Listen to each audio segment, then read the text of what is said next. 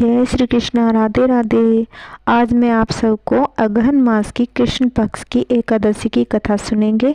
अगहन मास कृष्ण पक्ष की एकादशी को भगवान विष्णु से एकादशी उत्पन्न हुई थी, इसीलिए अगहन मास कृष्ण पक्ष एकादशी के नाम से उत्पन्न एकादशी पड़ा। आइए कहानी सुनते हैं। एक बार युधिष्ठिर ने श्री कृष्ण भगवान से पूछा, हे भगवान, पुण्यमयी एकादशी तिथि कैसे उत्पन्न हुई? इस संसार में उन्हें पवित्र क्यों माना गया तथा वह देवताओं को कैसे प्रिय हुई? तब श्री कृष्ण भगवान बोले, हे कीर्ति नंदन, सतयुग में एक मूर नाम का दानव रहता था।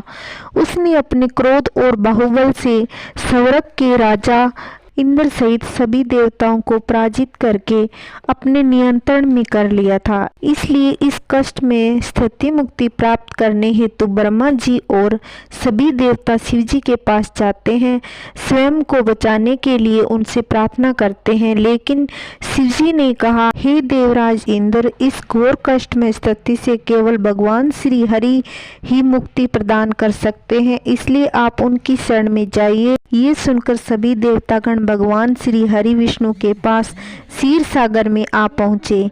वहां जाकर भगवान से प्रार्थना करते हुए कहा, हे भगवान, आप तो सभी के कष्ट दूर करते हैं। हे प्रभु, ब्राह्मण कुल में नाड़ी जंग नामक शक्तिशाली दैत्य उत्पन्न हुआ था। उसका ही पुत्र मोर दैत्य हुआ। उसकी नगरी का नाम है चंद्रावती। उस दैत्य ने त्रिलोक में हाहाकार मचा रखा है। उसने सभी देवताओं को परास्त करके पराधीन बना दिया है। हे पृथ्वीपति, कृपा करके हमारी रक्षा करें। ये सुनकर क्रोधित हुए भगवान श्री हरि ने सभी देवताओं से कहा कि वे सभी उसी क्षण सैनिकों के साथ चंद्रावती पर आक्रमण करें। भगवान स्वयं इस सैनिक नेतृत्व करेंगे। मोर दैत्य ने सैनिकों को अपने नगर की तरफ आते देखा तो वह भी अपने सैनिकों के साथ गर्जन आगे बढ़ा। भगवान और मोर दैत्य के बीच घमासान युद्ध हुआ। मोर दैत्य अपनी मायावी शक्ति का प्रयोग कर रहा था। भगवान श्री हरि उन्हें परास्त कर रहे थे। इस प्रकार देवताओं को 1000 वर्ष तक युद्ध चलता रहा। फिर भगवान ने अपनी दिव्य लीला प्रकट की। भगवान अचानक से युद्ध क्षेत्र से अदृश्य हो गए, बद्रिकाश्रम में चले गए। वहां उन्हें हिमावती नाम एक अति सुंदर गुफा में विश्राम किया। यह गुफा 96 मील लंबी थी। इसमें एक ही प्रवेश द्वार था। जब मोर दैत्य ने भगवान को विश्राम करते देखा तो उसने मन में निश्चय किया वह श्री हरि का वध कर देगा। उसी क्षण भगवान के दिव्य शरीर में से तेजमय कन्या उत्पन्न हुई। वह बिजली के समान तेज।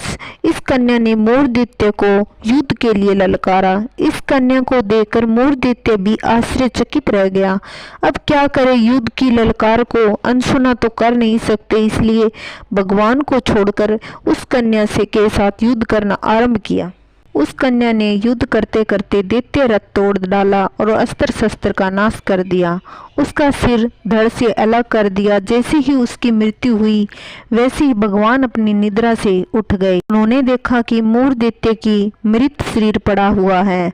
एक तेजस्वी कन्या हाथ जोड़कर उसके सामने खड़ी है। भगवान ने उस कन्या से पूछा कि हे देवी, आप कौन हैं और इस दानव का वध किसने किया? उस कन्या ने हाथ जोड़कर कहा, हे भगवान श्री हरि, मैं आपके ही दिव्य शरीर से ही उत्पन्न हुई हूँ। ये असुर आपको सती पहुंचाना चाहता था, इसलिए मैंने ही इसका वध कर दिया। यह सुनकर भगवान अत्यंत प्रसन्न हुए और उन्होंने कहा कि हे देवी, आपने सभी देवताओं को महान कष्ट से निकाला है, इसलिए आपसे बहुत प्रसन्न है।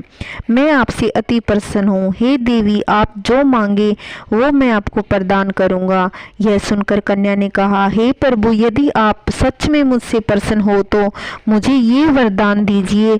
मेरी उत्पन्न होने के आज के दिन जो भी व्यक्ति व्रत उपवास करे, आपकी पूजा आराधना करे, उसे समस्त पापों का नाश करूं। आज के दिन कोई भी व्यक्ति जो केवल संध्या के समय भोजन करे या मध्याह्न में या संपूर्ण व्रत का पालन करे, उस व्यक्ति को मोक्ष प्रदान करे, ऐसी मेरी इच्छा है। हे प्रभु, ये सुनकर भगवान ने कहा, हे देवी, आप मेरी कृष्ण पक्ष के 11वें के दिन उत्पन्न हुई हो, इसलिए मैं आपको एकादशी के नाम से जाने मानेंगे।